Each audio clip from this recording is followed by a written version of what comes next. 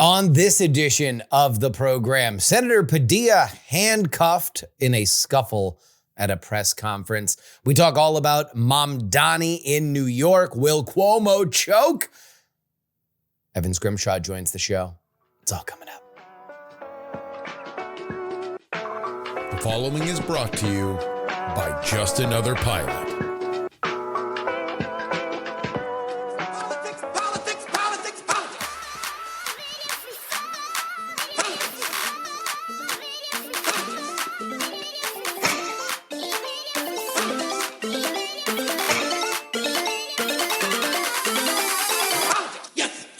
Hello and welcome everybody to the Politics program for June 13th, 2025. Your old pal Justin Robert Young joining you from a soggy Austin, Texas. Got a lot of rain over the last 24 hours, maybe getting a little bit more, but I'll tell you what, it was a high of 83 in the middle of June. I'll take it. What it was also is busy on Capitol Hill. Busy is a term I will use to describe what happened on Capitol Hill today. We got a bunch that we will get to in the update, including a very contentious hearing with a bunch of governors, a rescissions package that actually passed the House. This is one of the first times that in my lifetime, in fact, I think it is the first time in my lifetime that Congress has said, nah, we want to take money back, which is kind of crazy. But we begin with Senator Padilla being handcuffed after walking into a press conference. You want to know what? Will, let's just go ahead and play this video. This is the best video that was there. I believe it was taken by Senator Padilla's office. And balancing. Sir, hands up. I'm Senator Alex Padilla. I have questions for the secretary, because the fact of the matter is a half a dozen violent criminals that you're rotating on your hands off. How many of our ICE agents have been docked? On the ground. Hands behind your back. Hands behind your back. If you let my hands go, I put behind my back. All right. Cool. One hand. Lay flat. Lay flat. Other hand, sir. Other hand.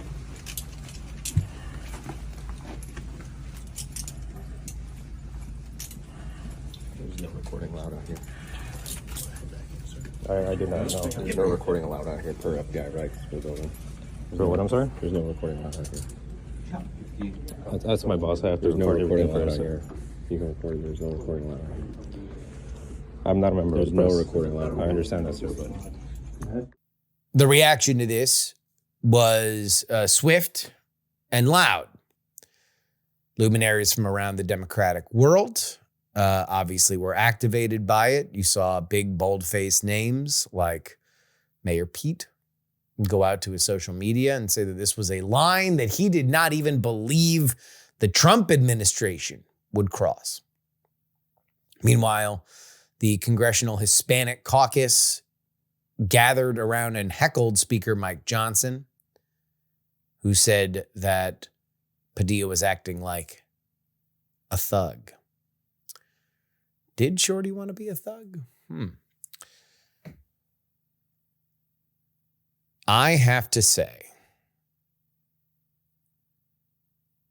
should a sitting senator have been handcuffed in the hallway?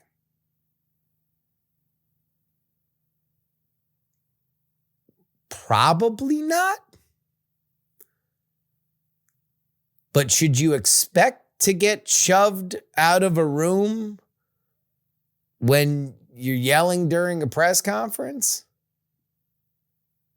and then you don't comply the first time that people are trying to push you out? Yeah.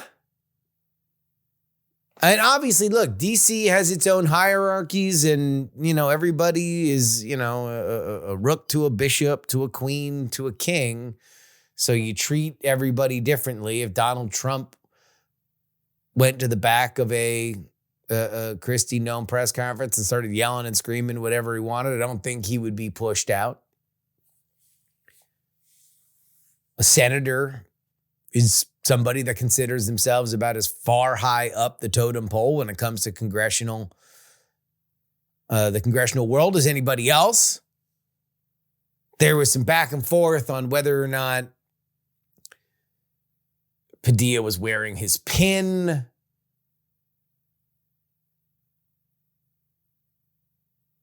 But I have a hard time believing that everybody involved didn't get what they wanted. I believe Padilla wanted to be arrested. I guess I'll say that. I believe Padilla wanted to be arrested. Gavin Newsom is begging Donald Trump to arrest him. Alex Padilla wanted to get arrested. He wanted to cause a scene and he wanted to feel the repercussions for it because he wants to demonstrate to his constituents in California that he is fighting the fascist front that has descended upon their golden state. That is what he wants to do. And so in that vein, I kind of feel like everybody's happy. If we're going to play the optics game, I've heard from Republicans on Capitol Hill that are not pleased with the fact that it happened. So I guess advantage Padilla. I don't believe that Padilla's team distributes that video with the speed that they did. I don't believe that Democrats up and down the chain are activated in the way that they have been over the past 12 hours unless they believe that it is a winning issue. So I would say it is a win for that to happen. It does not strike me as constructive. Apparently, Noam and Padilla met for 15 minutes after all that happened and exchanged numbers. Good to know. They are now able to be in contact with one another. But I find it hard to think that it's anything other than a stunt. Do we think that it's anything other than a stunt? That he was just happened to be, oh, where am I? Where am I? I just happened to find myself in this press conference. I guess I better yell to find out where I am. Hey, where am I? Like, he was there to make a political point. He made a political point, and he got a political visual. A senator in handcuffs is something that will always turn heads, and indeed, that's what it did. It also is a prelude to what is going to happen over the next 24 hours. There are no King's Day protests throughout the United States. Donald Trump's Flag Day celebration, which is a military parade through D.C., will also happen. That will undoubtedly have some counter protesting. We'll get to other stuff that happened on Capitol Hill, but we're going to spend the majority of our episode talking what we love to talk about the most, and that is, of course, electoral politics. There is a big election coming up in the next week and a half, and that is the Democratic primary for New York City's mayoral race, one in which former New York Governor Andrew Cuomo is in a tighter than expected race against Zohran Mamdani, a member of the Democratic Socialists. Can the young upstart do it? We talked to our friend, Evan Scrimshaw.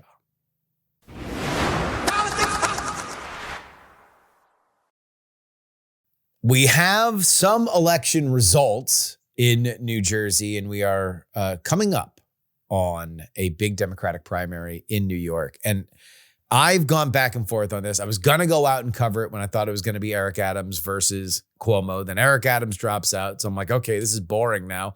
Turns out it's exciting, and it is going to come down to a photo finish. At least that's what the polls lead us to believe. But should we? We welcome our friend Evan Scrimshaw back to the program. How you doing, buddy? I'm doing well. Rested after the Canada nonsense. Finally read about America for the first time in, I think the last time I read about America was ripping Joe Biden to shreds for pardoning hunters. So it's been a minute. Happy to be back in the U.S. streets. All right. Cuomo versus Zohran Mamdani. This is my read on it. I don't think that if you ran this campaign 100 times, that Zohran, even giving his best effort, would win more than 2 or 3. But I think he is giving his best effort. And I think Cuomo is giving possibly the worst possible effort that he could give. I would have a hard time thinking of a way, unless he just wanted to spend the entire campaign relitigating why he got run out of politics the first time. That might be the only thing that is worse than that. And now it's going to be close. I legitimately believe this is going to come within a few points. And that, I think, is a sign that Mamdani is running a good campaign. But really, it's a sign that Cuomo is either just a fatally flawed candidate right now, or he is running a terrible campaign. Do you believe that we could eclipse, that Mamdani could indeed be the Democratic nominee for New York's mayoral race? I think I make him the ever so slight favorite, because races where a campaign has just so very obviously taken for granted that they can win, it can be very hard for them to rally it back, right? Nina Turner in a congressional special election primary, 4 years ago now. Wow.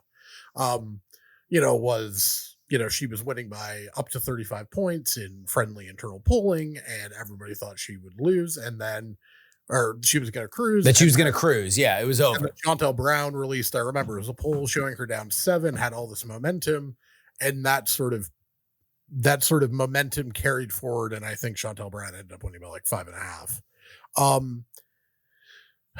You could make the case that AOC did the same thing to Joe Crowley to get her into politics. Yeah. 7 years ago, Crowley didn't take the threat seriously. He didn't take the threat seriously. He finally tried to take the threat seriously in the last month, but 1 month of campaigning wasn't enough to undo the sort of damage.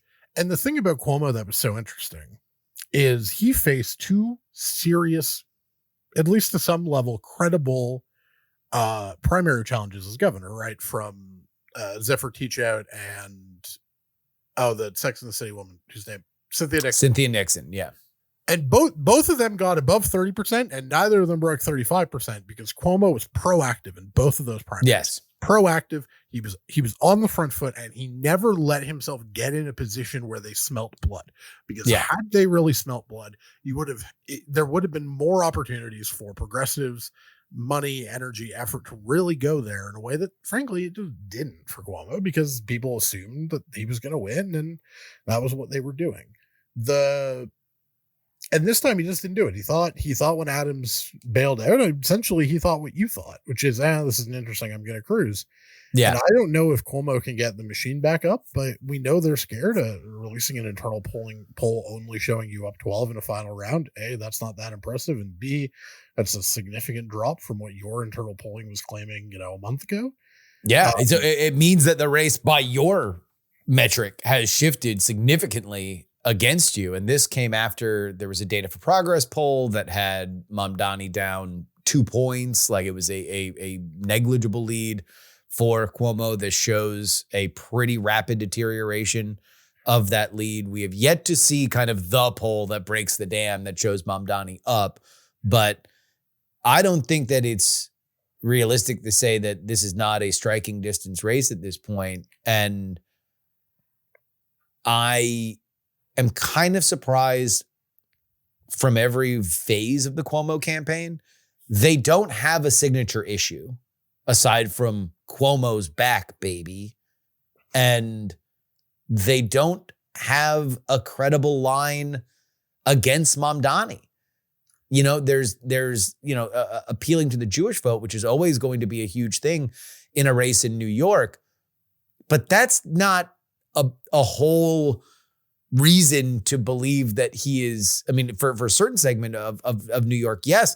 But it's like, he's young, he's inexperienced. This is going to bankrupt the city. There's a million things that you could think of off the top of your head to tar and feather a up and coming candidate, and they haven't deployed any of it. Well, they just got on the airwaves. Like, yeah, people were talking like, we'll know the Cuomo campaign scared when they, finally go on TV. Well, we got the tweets that they were on SNY this weekend for, I think it's SNY, that is Mets games. And it's like, well, that's okay. That's an interesting sign that they're starting to panic. You have campaign advisors having fights with Twitter pollsters about Staten Island sampling. And it's like, okay, guys, what are you doing this? Then it's the Hamlet, the lady protests too much, methinks, right? Yeah. They're running scared. And there's a reason they don't know what they're doing. This campaign has just been, as you said, what's the message? I mean, we say, oh, this campaign's going about as bad for Cuomo as possible. I mean, there hasn't been sort of, Bimbogate 2.0, right? Or there hasn't been, more women. But outside of that, this is about as bad a campaign as possible. And it's like,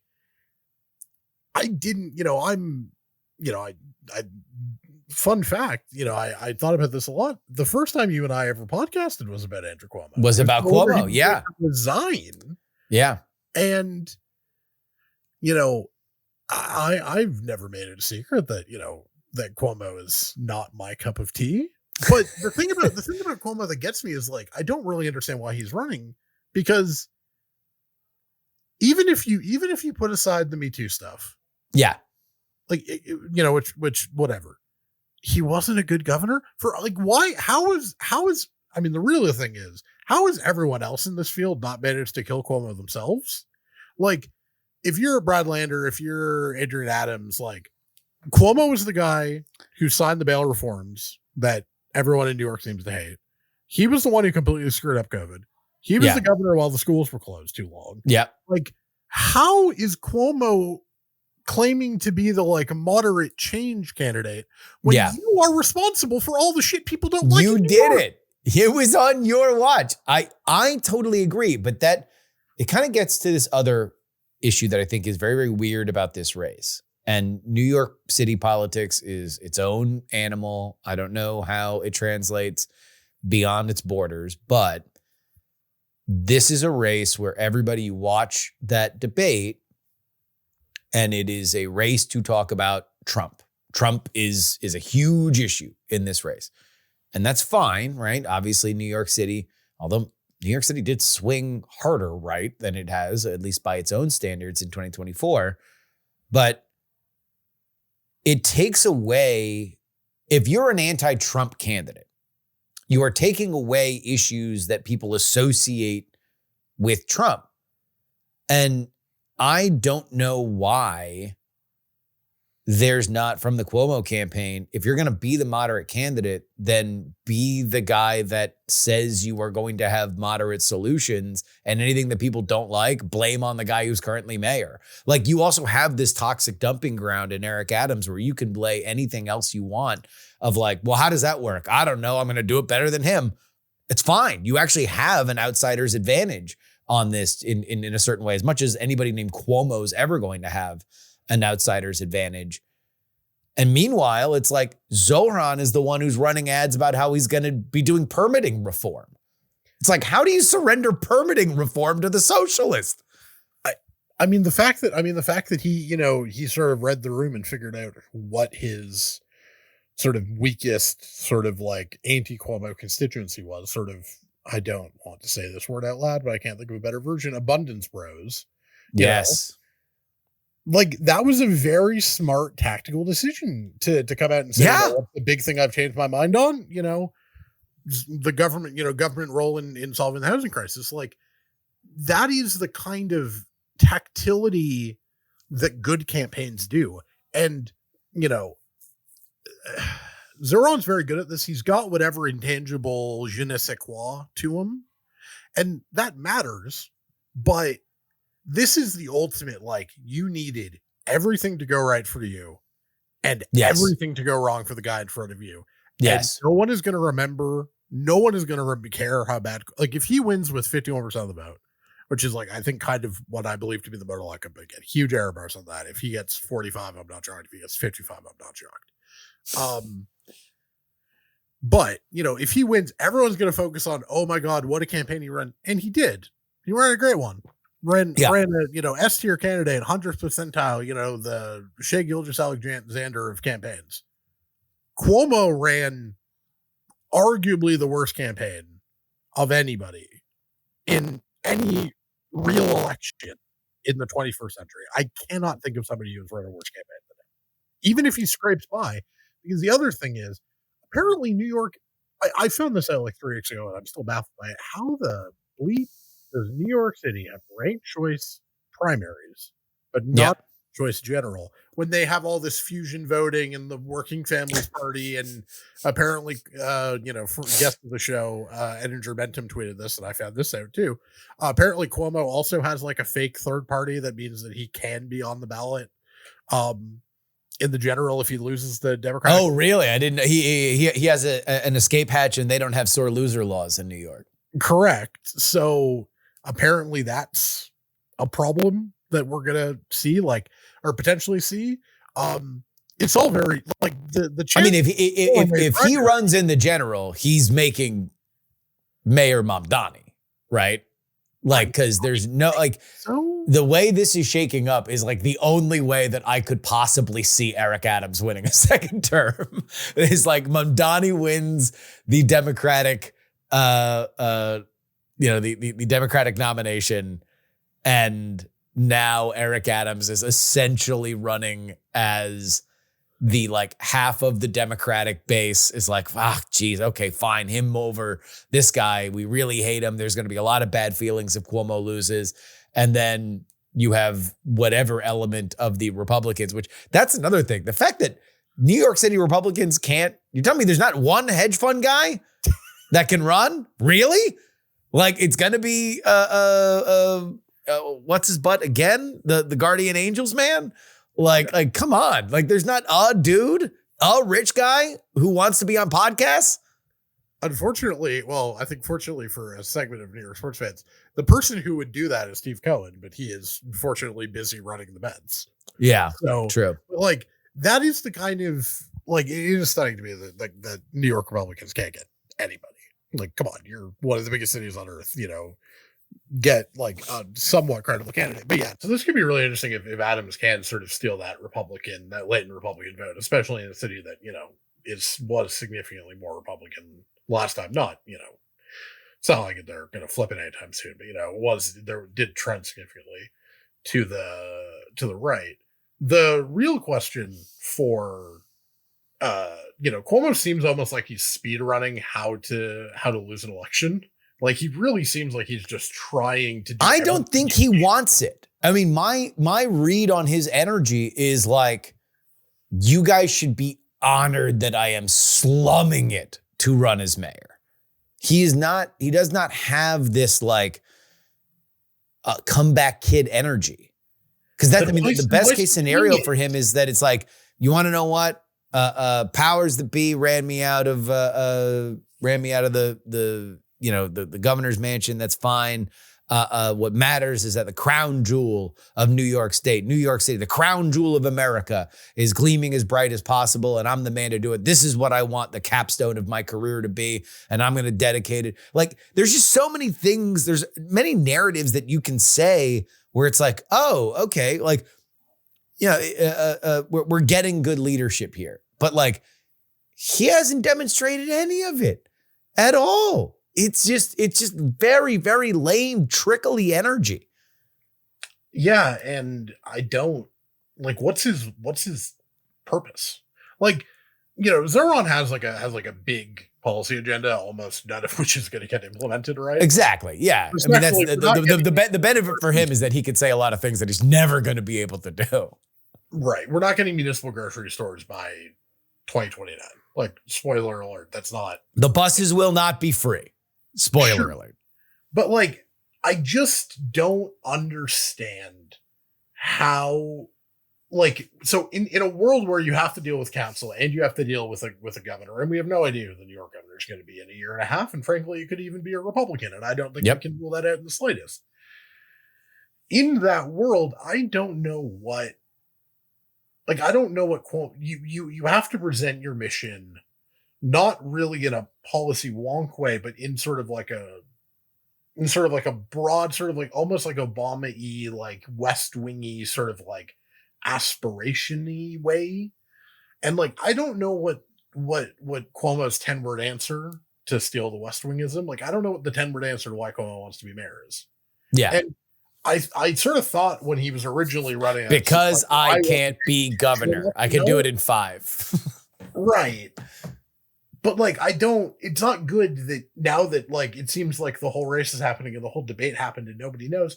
And the funny thing is, people thought Zohran won the debate, even though the debate was one of the most farcical things ever. Why are we randomly adding a follow-up question for one candidate to ask them about their views on Israel? Why? I thought his answer for that was great. He did, he did as well as he could have. Yeah, I mean, like, look, he's going to have a problem with the Jews. He's just going to have a problem with the Jews. And I'm going to be very bluntly ethnic about talking about New York City politics, because New York City politics is very bluntly ethnic. He's going to have a problem there. He knows he's not going to be able to win. I think if he knows he's going to have to continue to run his head into the wall there, he's done a good job going to the places where he needs to go so he can get yelled at. And that is on every side of the Palestinian issue, an Israeli issue, because he's gotten yelled at synagogues, he's gotten yelled at mosques. But he's been there, and that contrasts with Cuomo, who's nowhere. When he's asked during that debate, for folks who did not see it and didn't see the clips, he is asked, what's your first trip outside of New York City, your first international trip going to be? And everybody else says Israel. And Zohran says, I'm not going to go anywhere because I need to stay in the city. Number one, I think it's a good answer. If, to expound further on it, I'd be like, look, I saw what happened in LA when Karen Bass decided that she needed to go on an international trip. Something bad happened. I don't want to be in that situation when I'm the mayor of New York City. Furthermore, if you want to go, anywhere beyond that, like, I don't know, Canada, maybe. It's close. A lot of people come back and forth between the two. Like, I don't need to go, super far away to be in touch with my constituents. That's a fine answer. And it does also partly expose the idea that in a very national environment, and he has certainly not shied away from we need to stand up to Trump of it all. He did a whole press conference about it yesterday. But he's mostly just talking about New York City stuff. Even when you find the solutions farcical, like freezing the rent is too damn high in New York City. People, if you say, hey, I want to do something about the rent, people are going to say, cool. All right, let's talk about it. Whether or not that's a feasible solution to it. He's identified so much, and yet again, this shouldn't be close. This should not be close at all. No, this should be a 20-point loss. There should be 60-40 on the final ballot. It should be like kind of surprising that it got taken to a final ballot. And, he then becomes the front runner in 4 years when Cuomo doesn't run for a second term because. Or he's now a congressional hopeful or he primaries somebody or he wins whatever. I don't quite know which New York congressional district he lives in because I don't care about New York politics like that much. But this was supposed to be a good loss. This was supposed to be his good loss, right? Okay, you're a player. You punched way above your weight. There was no way you could win that, and you made it competitive. Good for you, and that still might be what it is. But oh boy. Geez, Cuomo.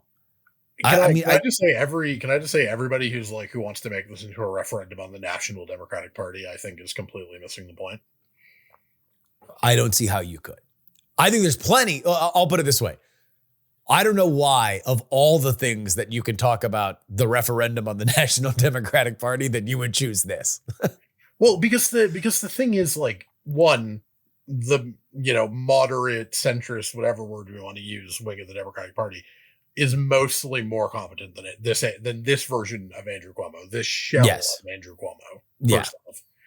B, not every other progressive is nearly as charismatic, as smart, as great on camera as Zohran is.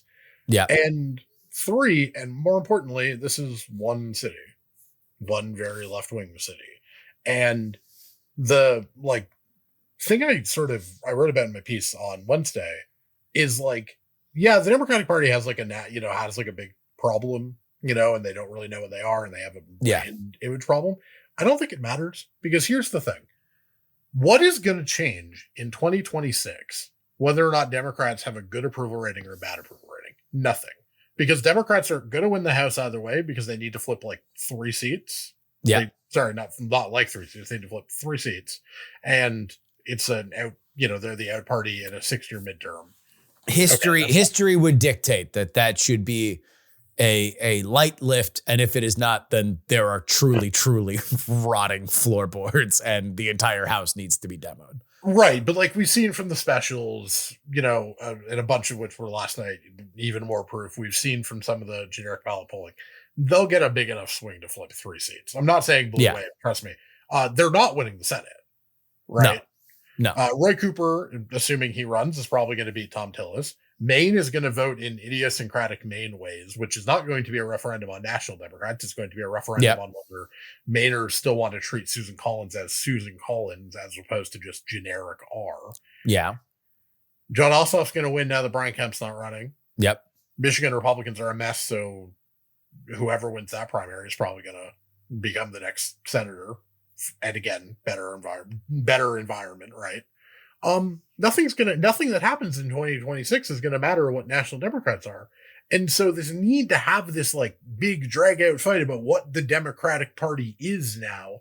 It's 2 years too early. So you are talking, let primary is going to be about. Just let Josh Shapiro and Andy Bashir and start fighting. Yeah. Yeah. Just let them do the fighting. We don't need to make everything else a referendum on this, because spoiler alert, if we have if the broad sort of political consensus has this fight now, and the midterms happen, and then we're going to have a presidential primary that's going to be about this again, and we're just going to redo it, and the talking points are going to be lame by then. So let's put a fine point on this. What you're discussing here is this the time for the progressive moment, or do we need, what you've mentioned, the abundance, the abundos, the idea that there is a moderate wing of the Democratic Party that needs to be competent on a level that might preclude them from a straight line progressive talking points. Is that a fair assessment? Yeah, and the thing is, what is the Democratic position on immigration? What is the Democratic position on a lot of crime issues? That's all really interesting stuff. And the liberals in Canada are seeing the same thing, right? And frankly, and I can say this as a progressive, a lot of progressive reforms in the last 5-10 years did not work as we were told they were going to, especially on crime, certainly on immigration in Canada. And, I understand why people, people's, legitimate grievances on immigration in the US. And it's but all of this fighting does not need to be happening now. The abundance bros discourse is just the worst thing in the world, because everyone is just talking past each other. I am so fascinated that thinking about the book, read the book. I'm fascinated that book has become the flashpoint that it has. I have not read it, to be fair. I have not read it. I don't think any of the people fighting about the book have read the book either. I've read the excerpts of it.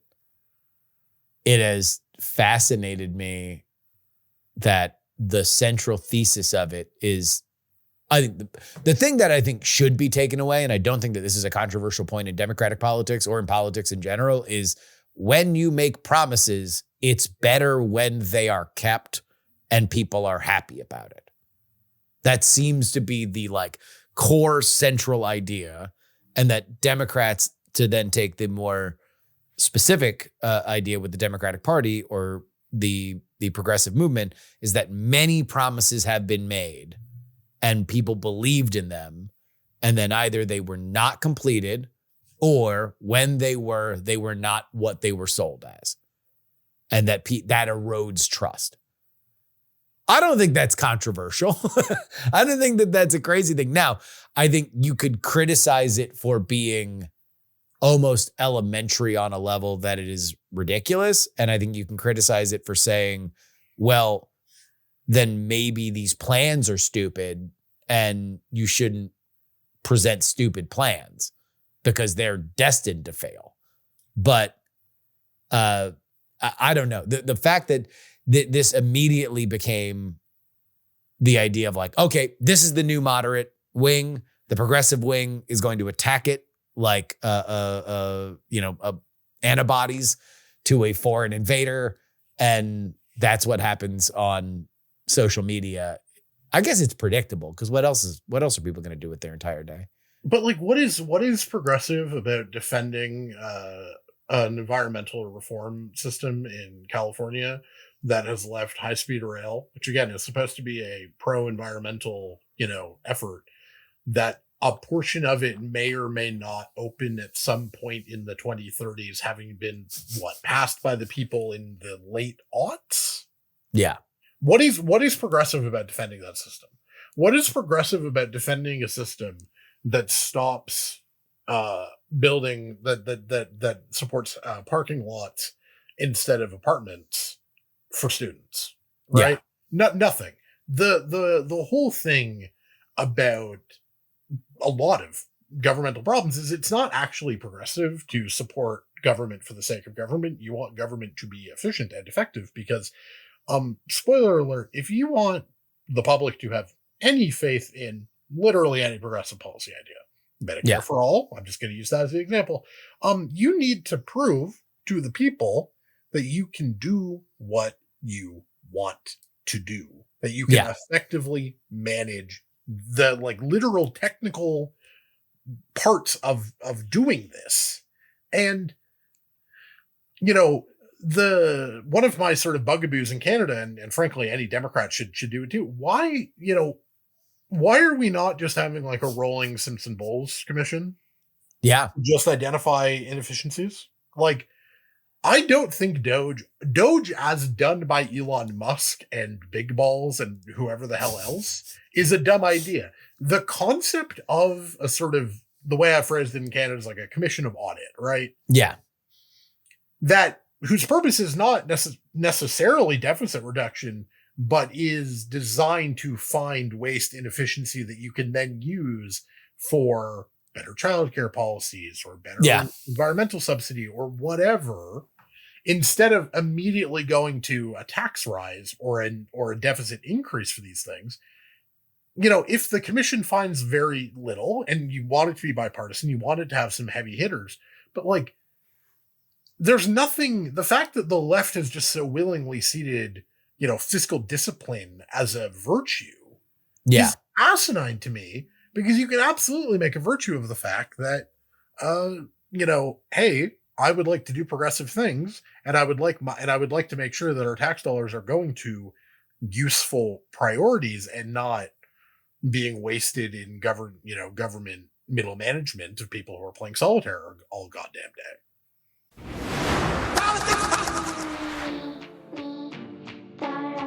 This is your update, brought to you by TakePoliticsSeriously.com. It's where you go if you want to support this program. Join us, won't you?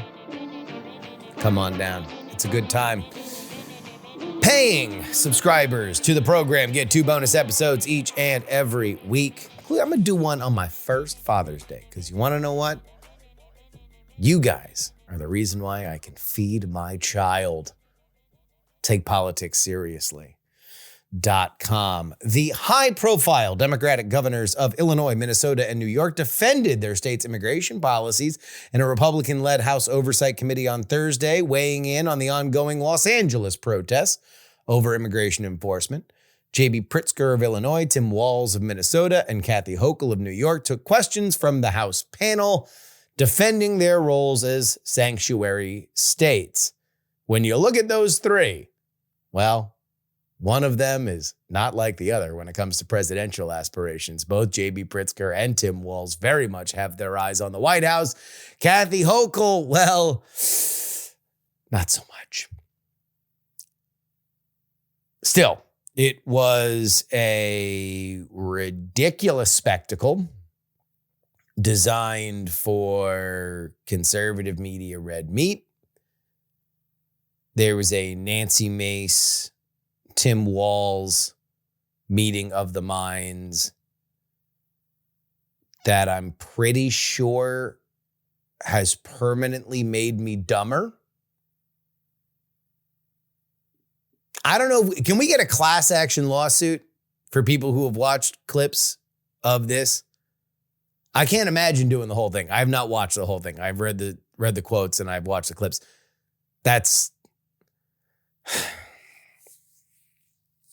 I think there's a lot of really serious stuff that you can talk about when it comes to sanctuary cities and states, about strategic non-enforcement of laws, especially when you were dealing with an issue that obviously on every side of this issue, a large majority of our nation cares about. Immigration questions have powered the MAGA coalition on the right side, and we're going to see thousands, tens of thousands, possibly hundreds of thousands of people in the streets over the next 48 hours that are going to be protesting that people should not be deported and therefore we should have some kind of amnesty program. It would be really nice, knowing that this is apparently an animating issue that gets people to the ballot box on any and all fronts, if maybe we could have actual solutions as opposed to people yelling at each other. That would be nice. But you know, if you don't assume anything is going to happen, then you're never disappointed. A Republican-led House voted 214 to 212 on Thursday to pass a proposal from President Donald Trump to cancel $9.4 billion of previously approved federal funding. The Recissions package would claw back $8.3 billion for foreign aid and $1.1 billion for the Corporation for Public Broadcasting, which provides funding for NPR and PBS. It is part of an effort by the White House to codify cuts made by the Department of Government Efficiency, which, of course, was helmed by on-again, off-again love interest, Elon Musk. 4 House Republicans, Representative Mark Omadai of Nevada, Brian Fitzpatrick of Pennsylvania, Nicole Militakis of New York, and Mike Turner of Ohio voted with the 208 Democrats to reject the measure. Some GOP members flipped their votes from no to yes toward the end after realizing that it wouldn't pass otherwise. 4 Democrats and 2 Republicans missed the vote. There are also 3 Democratic-held seats that are currently vacant because of lawmaker deaths. Trump pushed Republicans to back the bill just ahead of the House vote, posting on social media, the Recissions bill is a no-brainer and every single Republican in Congress should vote yes to make America great again.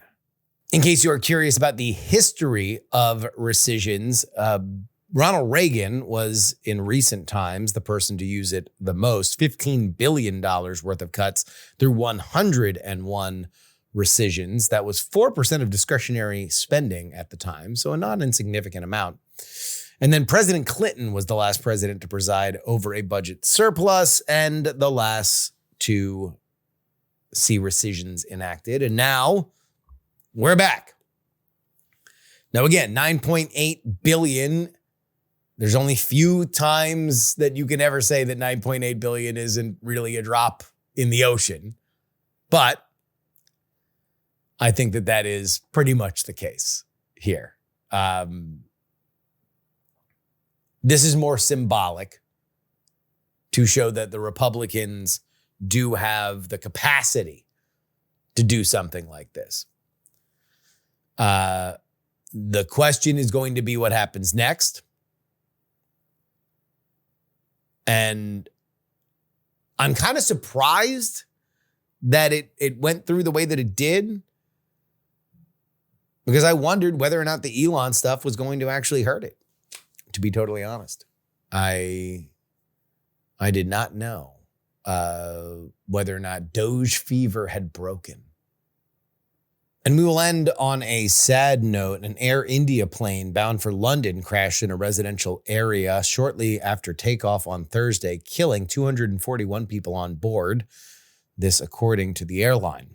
One passenger who was thrown from the plane survived, which is a truly miraculous story. An unknown number of people on the ground were also killed in the crash, including medical students and a college hostel where the plane hit the building and burst into flames, says a top state police officer in the northwestern city. Quote, most of the bodies have been charred beyond recognition.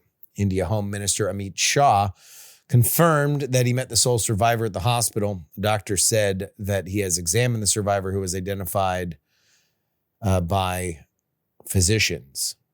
He was disoriented with multiple injuries all over his body, but he seems to be out of danger. I mean, the fact that anybody survived this is truly, truly remarkable. Obviously, more information on that as we go along, but sometimes you should recognize true tragedies and loss of life. Especially when we are in the world of hyperbolic political content. No graceful way to segue into a plug from that, and so we will do it in the most crass and brazen way possible. Subscribe to my Substack. Politics.com is where you need to go. TakePoliticsSeriously.com. 2 bonus episodes each and every week. I'm sorry to all of the families. And now, back to Evan Scrimshaw.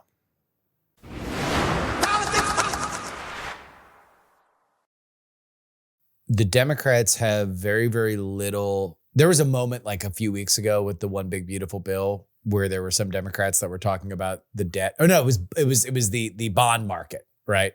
Like, oh, look at the bond market. Look at the bond market.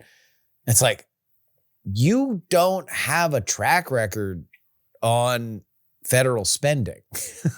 Like, you don't have a track record on the national debt. You've spent the last 5 years talking about modern monetary policy, about how numbers aren't real. And that's fine. That's a lane to take. My point isn't that you should believe something different. My point is that you can't do both. Like, you either got to follow one lane or you have to say, I was wrong about that lane, and you got to go in another direction, because there has to be a simple message. And this is one of the things that I think Democrats have really, really gotten themselves into a bad habit on. And it was on display with bright flashing lights during the election, which is, we are who we say we are right now. So it's like, Kamala Harris, she has a gun now. Do you know? She'll shoot people. She's a huge border and immigration person. And it's like, okay, well, how did we get from there to here? Never mind. This is who she is now. And it's like, when you just jump from talking point to talking point, and politics is about hypocrisy. I'm not saying that everybody doesn't do it, but the craft of good messaging is not making your voters and your supporters feel like idiots and giving a golden bridge to anybody who is thinking about believing in you. And when you make that hard by inconsistency, then you are eroding trust. Not to say that they can't get it back. It's just the reason why Bernie remains super popular is because, by and large, he said the same stuff for 50 years. It's just been the same thing. That's part of the reason why Biden was popular. Yeah, no, whatever you thought of Joe Biden's quotes, you had a fairly solid base of reason to think that this isn't what he genuinely believes, because, oh boy, he had said many things that he wasn't supposed to say out loud because he had no internal filter. I mean, Kamala was, I think, great evidence of like, remember when she kept leaking that she had flip-flopped on her 2020 policies? Yeah. And it would kept showing up in the Times that she no longer supported banning fracking or whatever. Why didn't you get a relatively softball interview? Jon Stewart. Yep. Saying he would have done it and allowed her, somebody that would have given her the space to say why she changed her mind. Right. And if the answer is, 2019 was a moment and we were all sort of swept up in it and I let myself get carried away, I suspect a whole lot of people would have gone, hey, sister, I was there too, right? And that would have gone over better than just being like, I don't currently support banning fracking. In the 2020 election, I supported the policy, and the policy was to not ban fracking.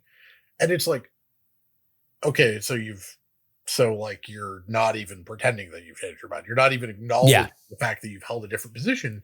And the thing is that changing your mind is not nearly the political sin that people realize. And I think plenty of politicians are proof that actually getting to the right place in the end is far more important than whether or not you have been pure, whether or not you've been there the entire time. Yeah. So long as you acknowledge the fact that you have changed your mind. Or just look, and this is part of the reason that I think there is a deficiency in the understanding of the conservative coalition in media in general, is that Donald Trump told the pro-life movement to stuff it during this election. He took things that they felt as sacrosanct and he said, I'm not going with it. He said, I gave you Roe versus Wade. You're done. And moved to a position of states deciding abortion, which means that California gets to have a theoretically more expansive abortion regulation than they would have under the previous thing. That's something that the pro-life movement is aghast by. And I know it because I talked to them at the Republican convention. They were horrified by it. But guess what? They're a part of the coalition that's in decline. The candidate needed to win. And unless you were paying attention to this kind of stuff, pretty quietly, he readjusted the formula on the fly with a coalition that everybody thought was untouchable. And so it's like, when you discuss this kind of, like, this is not impossible. This is what good coalitions, what good candidates do. And all I would say to anybody who's thinking about running now is, like, don't be afraid to play around with these ideas. Poke at some sacred cows. You don't have to slaughter them right now, but poke at them. Show that you are your own vision as to what things matter. I mean, I don't know. It's very, very interesting to me that even now, like, we're kind of back in this situation with the LA stuff where it's like, oh, did anybody on the left learn anything from the BLM riots? Like, no, nobody learned anything. There's like a very there's a very real sense of like, there's a certain kind of progressive talking point and a sort of progressive journalism too, right? That's just like, it feels so aggressively 2017 to 2019 that it like physically hurts to read now, right? I know I keep bringing up the Canadian Liberals, but like, the Liberals did the pivot, right? They did the pivot and won the election. Yes. And so it's irrelevant to what the Democrats should do because, like, we've seen a party actually do the thing and work. And like, one of the things they're doing is streamlining some onerous environmental laws to try and get projects built. And it's like, one of the leading progressive columnists in the country wrote a piece and it's just like, oh, so we're quoting like two of the groups, like a really progressive politician. Yeah. It's like so formulaic. And it's like, I have read this piece 4,000 times.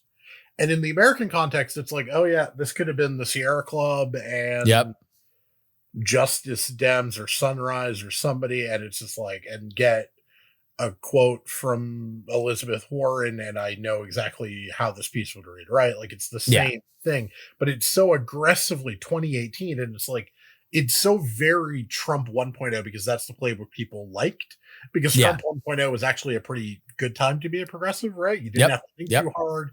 You had the public on side, and people are trying this Trump 1.0 playbook in Trump 2.0, and it's like this is not what we need at this point, and it's gonna be really, really hard to win if we have people still being like, well, actually it's perfectly fine if protesters wave a Mexican flag, because actually they're not waving the Mexican flag as proof that they're Mexicans. It's Chicano pride, and it's like, guys, that's not, it's a not unrealistic response for people to go, oh, so you're waving the Mexican flag, cool, why don't you just go back to Mexico then? I'm not saying that's correct, and I'm not saying that justifies Trump being like there was a post that I read this morning, and I don't know, it was on the internet, so it might be totally fake, but I think the sentiment was very interesting, and it was written from it was purported to be from the guy who's like the regular narrator for Ken Burns, but he's been an old school activist from like the 60s.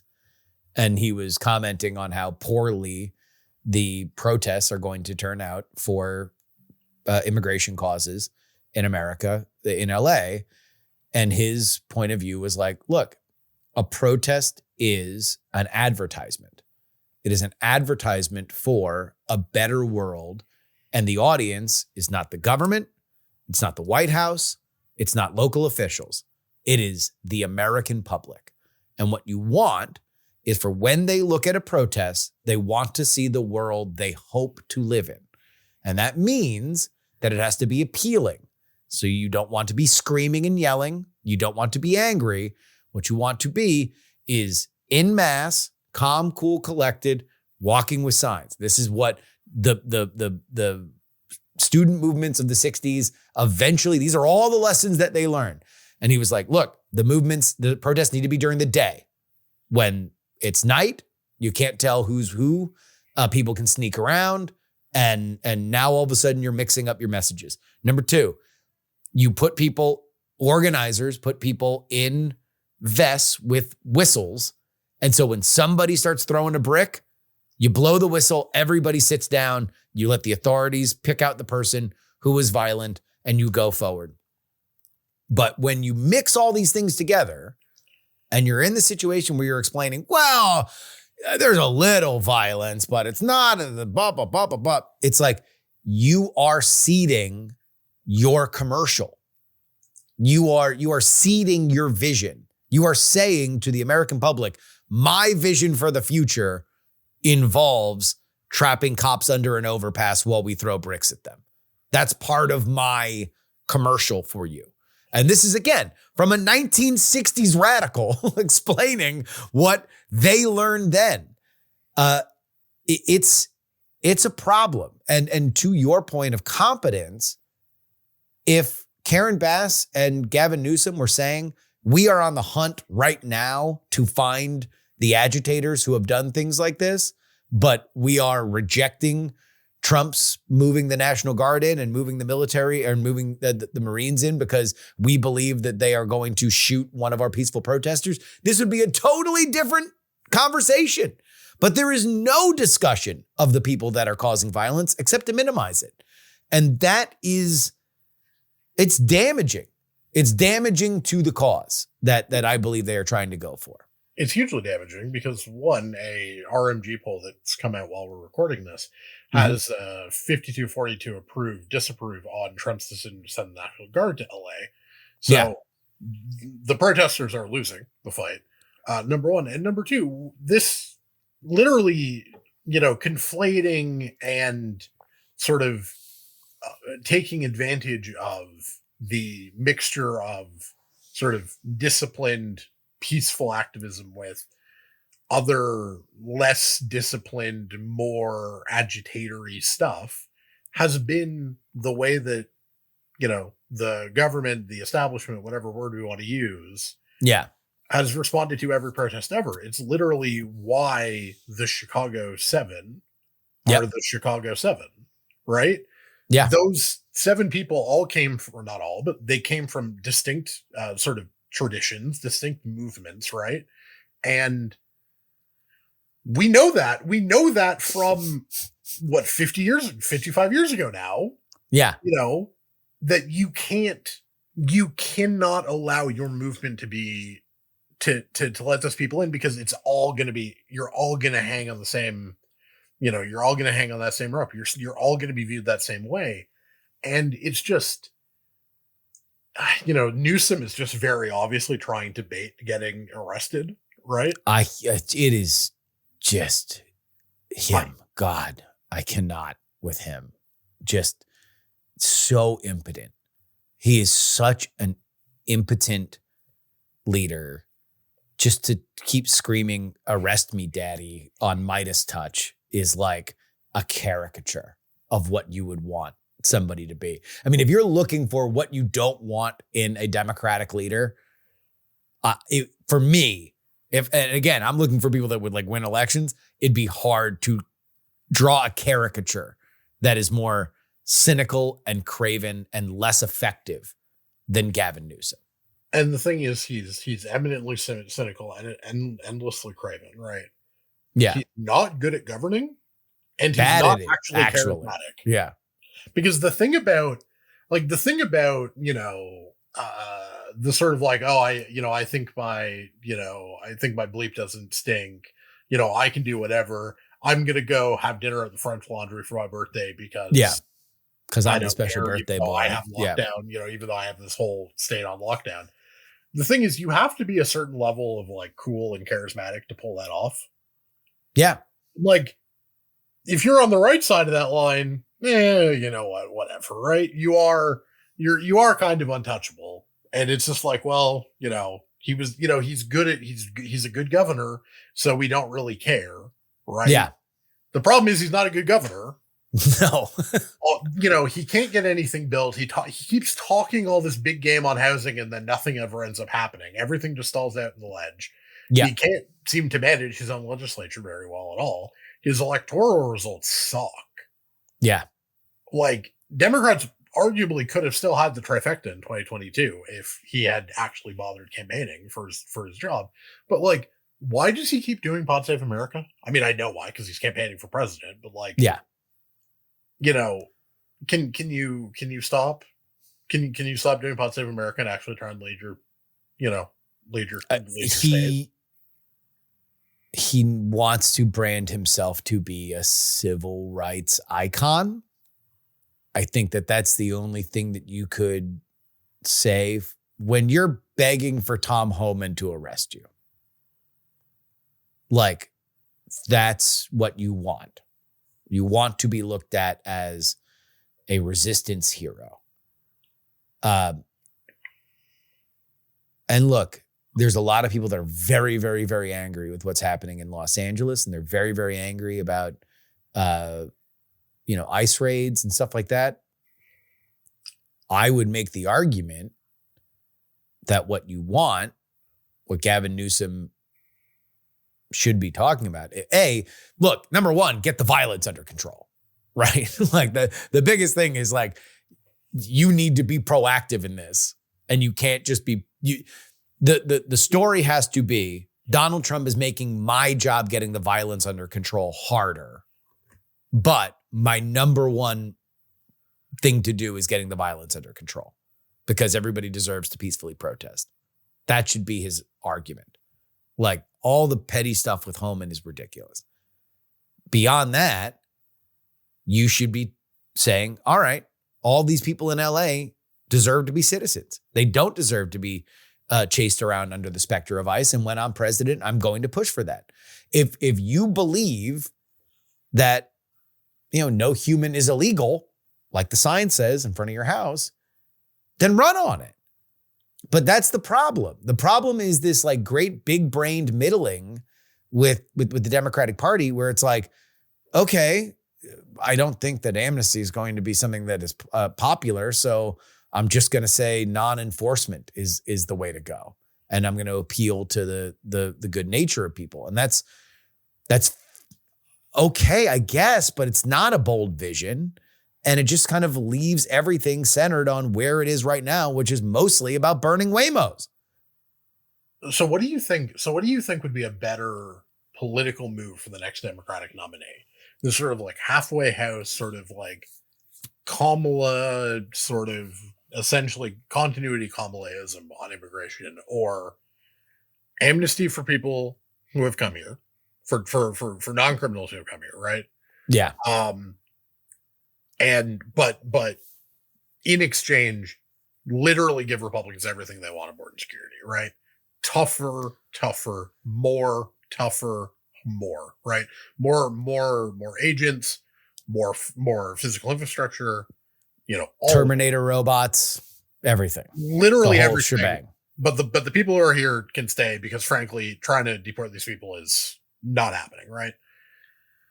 Or this like halfway house. Because I think the answer is amnesty, because two reasons. One, I think people do actually understand that trying to send ICE agents around is not an answer, right? You're going to sweep up too many sympathetic cases. I think Republicans would actually be kind of fine with not having to go back to their districts and have to defend why, a heavily pregnant U.S. citizen is now currently in detention. This right? is, yeah. So too many false arrests are just going to end up going to make political hell for the GOP. And B, frankly, a lot of these communities that have a lot of these people, Springfield doesn't particularly want the Haitians gone because the Haitians are, there's a reason Springfield isn't a hollowed out, lump like so many of these small towns in these, in the Midwest. And so, yeah, there is a deal to be made, but at least that deal, amnesty for the people there, but we shut this down, and this is essentially, last chance saloon, right? If you're already here, that's fine. Everybody else, you're never getting legal status. You're not getting in, and if you do cross, you're getting tossed right back over the border. That deal at least has at least if you're arguing for that, you're arguing for it from some sort of like first principle. Yes. Right. And and you do get like courage points of like, this is what I sincerely believe, as opposed to this, like, you focus tested this and you're like, I kind of, well, but that's, I mean, like to me, part of the solution right now, if you wanted to be Gavin Newsom, if I'm Gavin Newsom, I drop into Gavin Newsom's body and I want to be president as bad as he wants to be president. The thing that I do is I use whatever ability I have as governor to suspend the legislation that was put in 2018 that prevents ICE from interacting with California prisons. Because that's part of the reason why this is happening, is because ICE is forbidden from using biometric data with prisons in California. And so it's like, that's a thing that pretty much everybody can agree on. Do we believe that violent felons that are here illegally should go back to their country of origin? Yes, generally. That's like an 80-20 issue. So that's illegal to do in California. You could look magnanimous, even if you're the person that put it in the first place, if you say, hey, I'm going to talk to the White House and we are going to allow this because that's what they should have been doing the whole time. Shape the message however you want so you're the hero of the story. But that shows that you have vision. But again, to your point, you have to understand the facts on the ground. And the fact that the facts on the ground on this issue have changed. Like the core constituency of there should be no ICE raids are white, educated college liberals now.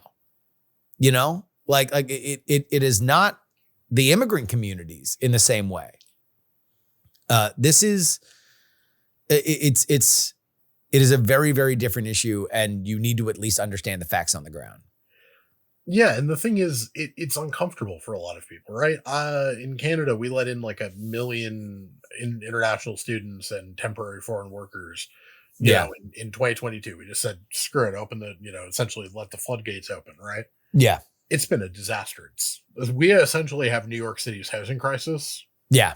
In every major Canadian city. It's getting better now because we undid this, right?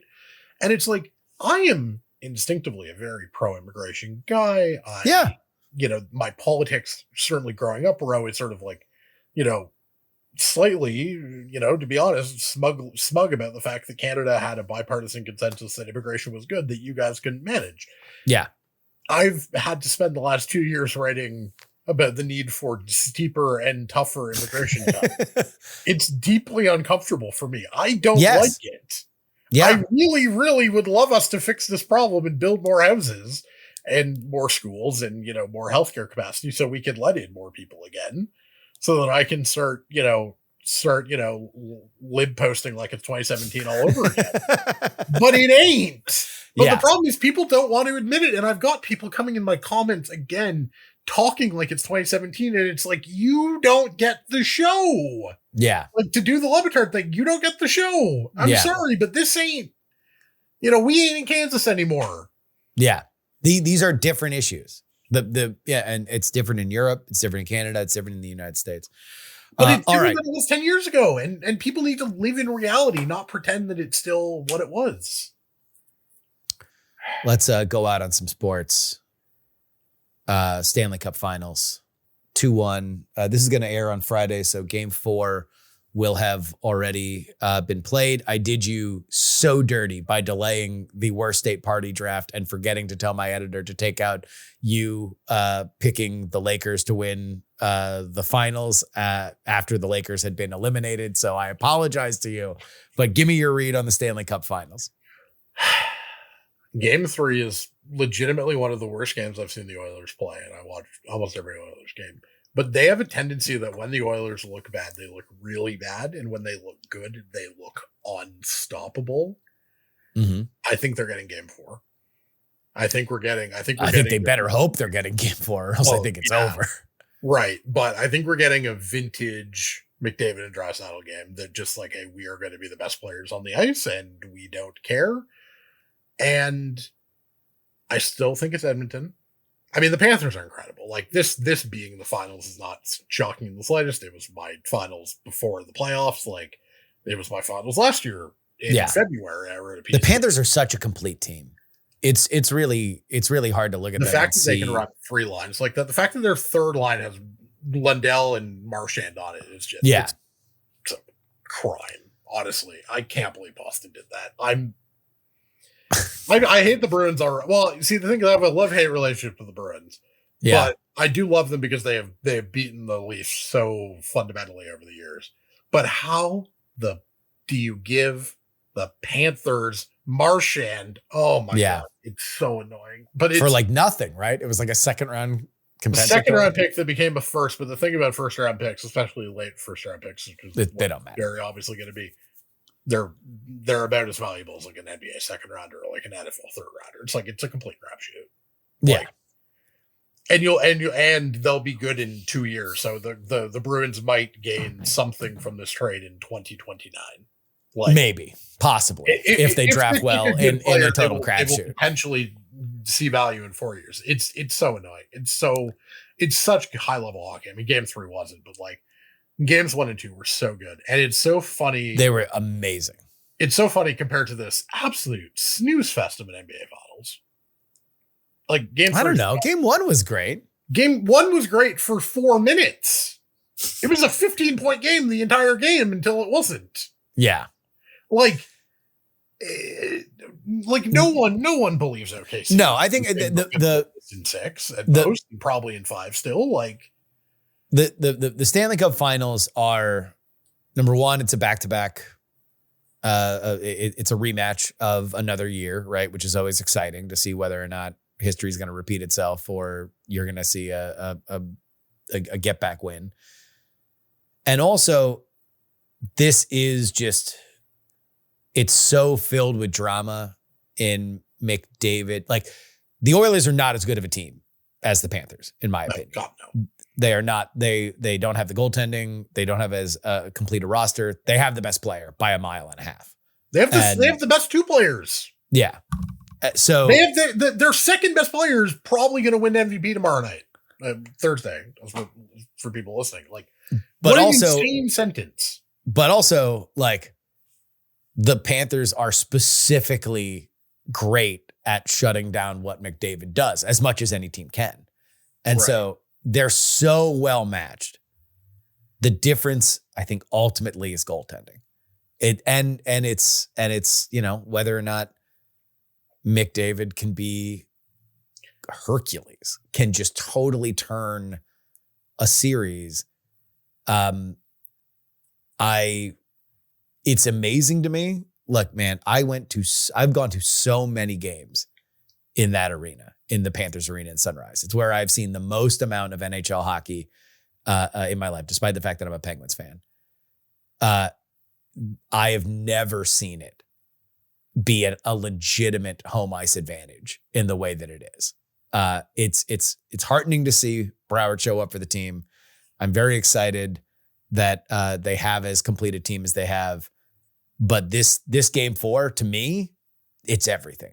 It's all like I actually bet the Panthers giving the goal and a half in 3 because I was like West going East. This feels like the Panthers have had one blowout game every round. And I feel like this is going to be the blowout game. And it was. But 4, I guess I just thought if the Panthers got up by 3 goals, the Oilers would be like, 2-day break. They're still going to start thinking about game 4, that all the pressure is going to be on game 4. And I think it's going to be a barn burner. I think it's going to be awesome. I would just like to point out Canada lost to the Americans in the round robin of whatever fake tournament that was in February. That was great. 4 Nations? 4 Nations, that's what it was. Yeah, the fake Olympics, as I was calling it. Time. It would, just the good teams. Beat you in the gold medal game. Connor McDavid, let's go. What a goal. What a goal. That was so good. But my fear for you is that that's going to be your warm memory at the end of this, at the end of this Stanley Cup final, is remembering Connor McDavid winning the 4 Nations. The 2 funniest things about hockey for me is one that Bill Simmons just did that the NBA finals is so bad that he just did a 20-minute segment with Russillo on Sunday about how much better the NHL, the Stanley Cup finals have been than the NBA finals. And 2, my grandfather served in World War II. And he hated the Germans his entire life. Wouldn't let his kids, drive a German car. Wouldn't let his kids date somebody with a German car.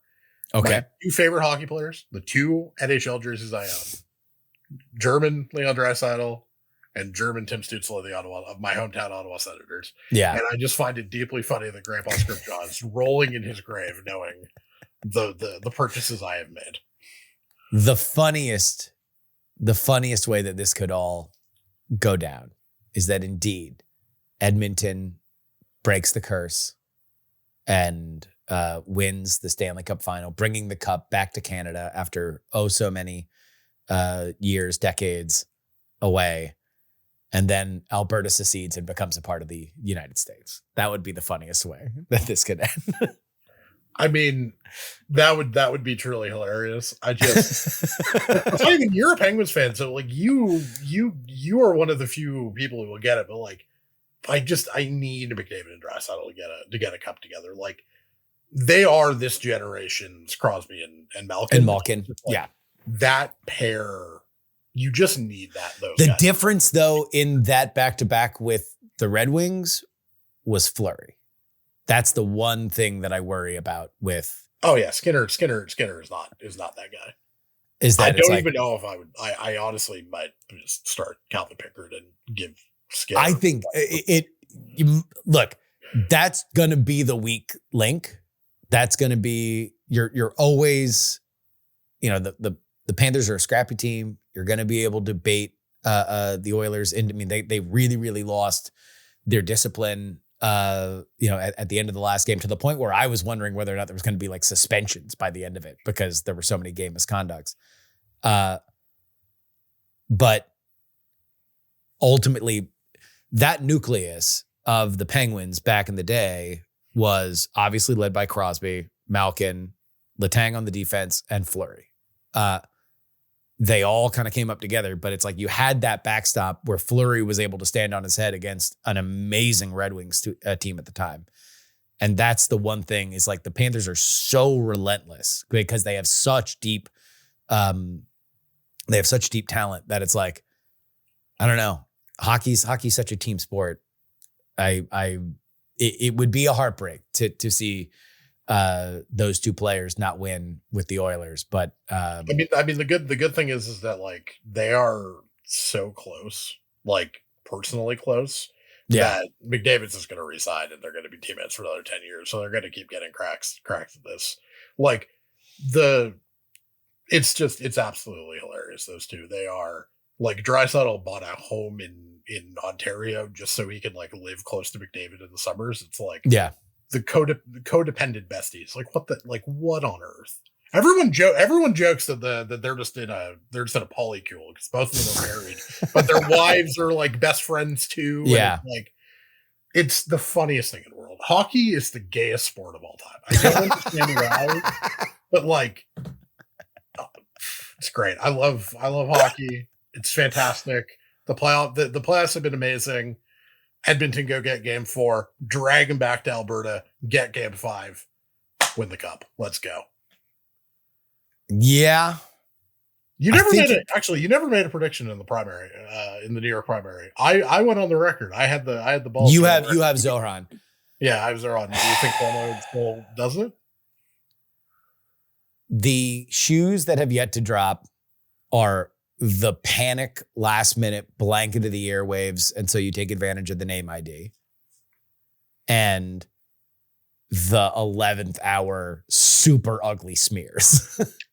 Oh, the other thing I want to say, both the DFP poll and the Cuomo line poll, neither of them were post AOC endorsement. If that endorsement I think that matters more on a meta level for the progressive movement in general than it does in actual votes in New York City. In my opinion, people would yell at us if I didn't say that. That's fine. Yeah, that's good. All right. Okay.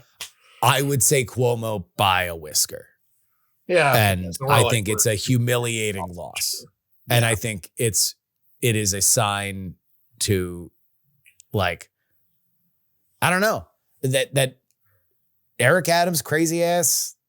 I mean, he'll still run behind him. I think Cuomo will be the mayor, but I just have a hard time believing that because I'll put it this way. No election this close will go without attention, and that at a certain point, the attention will outrun Zohran's ability to win a low turnout race, because the more attention it gets, the more turnout is going to be, even marginally.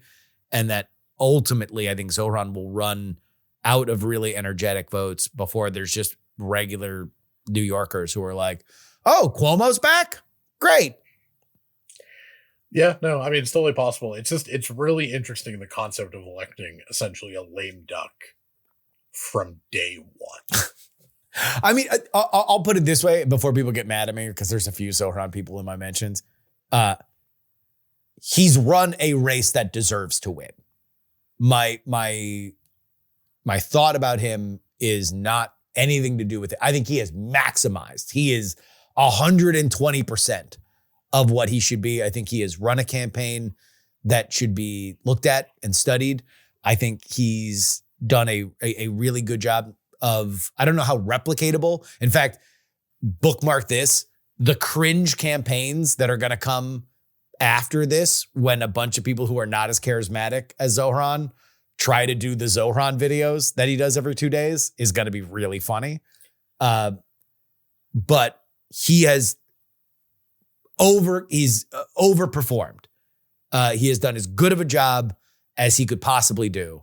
The question is, can anybody get over even the lamest attempt from a Cuomo in New York City, even in the year of our Lord 2025? That's my, I'm going to default to nothing ever happens, as I often do.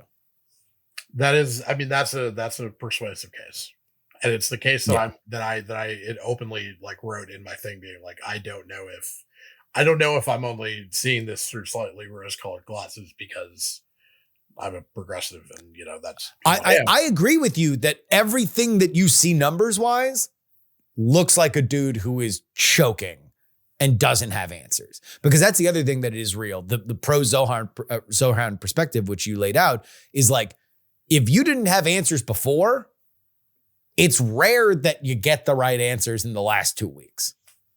It's rare that you get it right. If you didn't know it then, you're probably not going to know it now, whatever the it is. Yeah, no, that was that. Yeah, no, we both, the thing is, we both think it's going to be really close. So it's going to be really fun to watch. So, yeah, it will be. All right. Evan Scrimshaw, where can people find you? Political writing, scrimshawunscripted.substack.com. In Canada, there's going to be more US moving forward.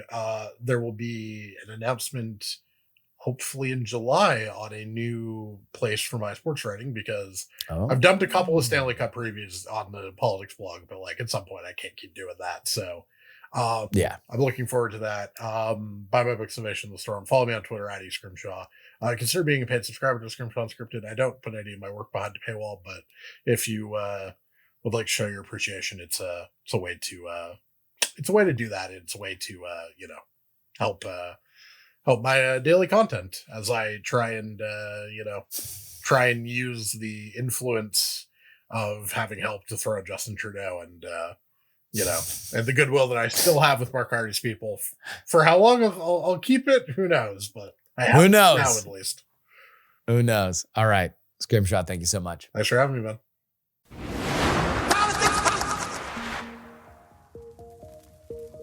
And that'll wrap it up for us today. Politics, written and hosted by me, Justin Robert Young, for Dog and Pony Show Audio in Austin, Texas. You got any commentary from me?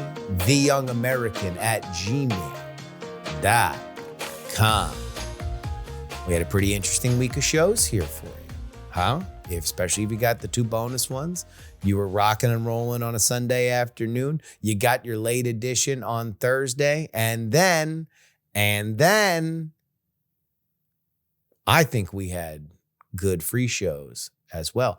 Let me know what you thought about Congressman Greg Steube coming on the show Wednesday. I wanted to give you guys a little bit of commentary on that. I've seen some of the feedback on it. Most of it very positive. And I want to just make something clear about how all that came together. I've said on the show that I don't really like having politicians on. And the reason why I don't like having politicians on is because I don't believe that they're going to tell me anything that I really believe. I like having politicians that are out of the game on because they can tell me what things are. But when you're in the info war, when you are on the front lines, you are being derelict in your duty, no matter how much you would like to be open, upfront, and honest with me about certain things. Now, maybe the culture of politics is going to change, and maybe that will be something that is different. I'm going to tell you why Representative Steube was on. 2 reasons. Number one, and this is the first time this has ever happened in this show's history. The congressman's office reached out to us. Not in a cold email, not in a, hey, we're just looking out, blah, blah, blah, blah, but through trusted channels. They said, hey, we would love to put the congressman on to talk about the baseball game. Because I do know for a fact that dude, he's a stud at baseball. And so he wants to talk about the baseball game. And they had some other stuff. Like I was very curious about the Steve Scalise report. I was glad to be able to talk to him about it. And most importantly, I wanted to talk to somebody that was in the middle of those negotiations for the big, beautiful bill.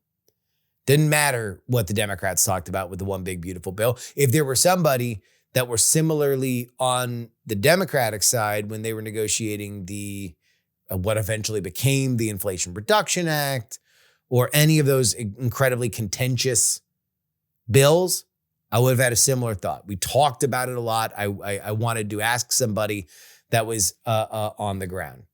So that was my thought. But of course, as always, I'm but a humble man of the people. And so I want to know what you guys think. theyoungamerican@gmail.com. If you want to see my beautiful face, it is youtube.com/politics.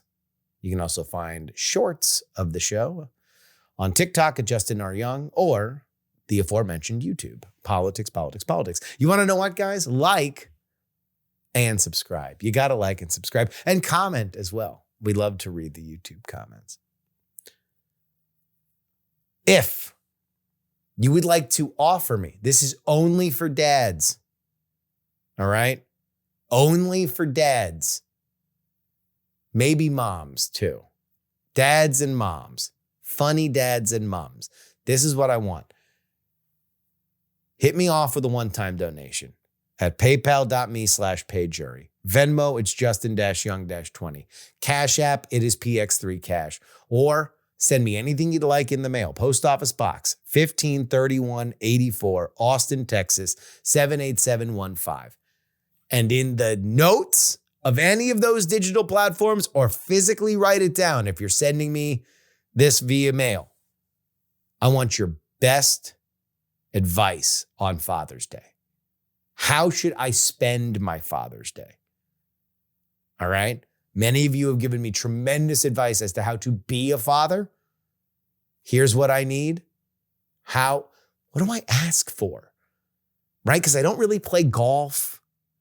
That's usually a thing. Dads like to go play golf. Maybe I should learn to play golf. What do I ask for? What do I need? Go ahead and hit me up with a one-time donation there. A reminder that if you'd like to get 2 bonus episodes each and every week, only one place to do it, takepoliticsseriously.com. This is for the price of a cup of coffee each week, guys. Come on.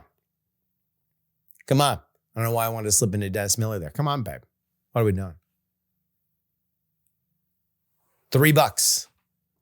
$3 gets you 2 bonus episodes each and every week. And then, of course, for $99, you get the content for the whole year, friends. The whole year. What are you even doing? Come on. It's 150 episodes of PX3 for less than $100. I'm giving this thing away. You're making money on it, he said, with a public school Florida education. Oh, by the way, speaking of Florida public school education, David Hogg got kicked out of the DNC. I can't believe we didn't talk about that. David Hogg got booted out of the DNC. He's another Broward County High School graduate. Exactly where the Florida Panthers are, by the way. That's our county. Me, David Hogg, and the Florida Panthers. 954 till I die. Of course, the only place where you can get your name read at the end of the show is the foundational tier. Ooh, we got that recommendation this week. We're going to try it out. The foundational tier. Like these folks, L3PO, Peepaw, Scott, Middle-Aged Mike, Tom, Sarah, Jeannie, Jeremy, Pro Idiot, Chiller Tomatoes. Oh yeah, it's Adam. Neil, AB Puppy, Dr. Whiskey, Michael, Fat Tony's PJs from New York. Will Porta, The Borge B, Matthew, Matt, Andrew, Edwin, Sam, Andrew, Phil, Edison, Devon, Paul, a dog named Checkers, Gloria, my mom, Jerry, Trucker, John, Berkeley, Steven, and Zombie Doc. You want to join them? Are you foundational? Well, then come on in. Come on in. Be part of the team. I would love to see it. Well, that'll wrap it up for us this week. Can we get proof that I'm a father? We're calling for a cameo. She has a present for you. Uh-oh. I'm getting a present. A Father's Day present from Bella. A Father's Day present on camera? Uh-huh. I did not set this up, for the record. I did not set this up. This is for real. This is a real Father's Day moment captured for you on the podcast. Here we go.